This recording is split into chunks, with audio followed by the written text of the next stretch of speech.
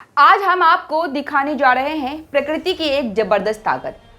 12,000 साल से सोता हुआ हाईली गुब्बी ज्वालामुखी अचानक फट पड़ा और ज्वालामुखी ने इतनी राख और गैस आसमान में उछाले कि वह लाल सागर पार करके यमन, ओमान, पाकिस्तान होते हुए भारत तक पहुंच गया और दिल्ली एनसीआर के ऊपर नजर आ रही है।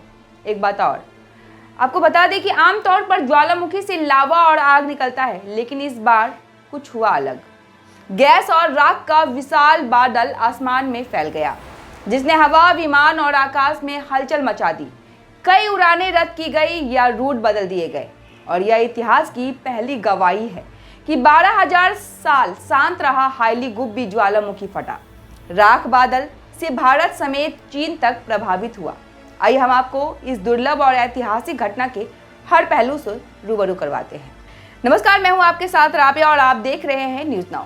आज हम आप तक ला रहे हैं एक अद्भुत और दुर्लभ भूवैज्ञानिक घटना की खबर। अफ्रीका के इथियोपिया में स्थित हाईली गुब्बी नामक ज्वालामुखी, जो लगभग 12,000 साल से निष्क्रिय माना जा रहा था, 23 नवंबर 2025 को अचानक फट पड़ा और यह इस ज्वालामुखी का इतिहास का पहला दर्ज किया गया विस्फोट है।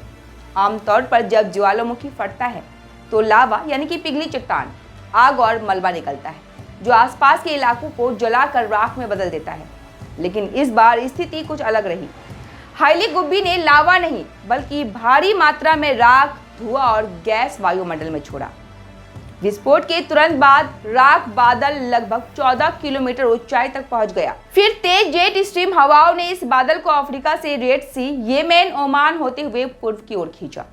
करीब 4,000 से 4,500 किलोमीटर का लंबा सफर तय करके 24 से 25 नवंबर की रात यह बादल भारत के पश्चिमी व उत्तरी आकाश में प्रवेश कर गया। राजस्थान, पंजाब, हरियाणा और दिल्ली एनसीआर के कई इलाके भी इसके निशाने पर रहे।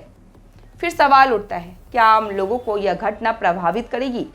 वायु गुणवत्ता या सांस लेने वाली हवा पर असर होगा?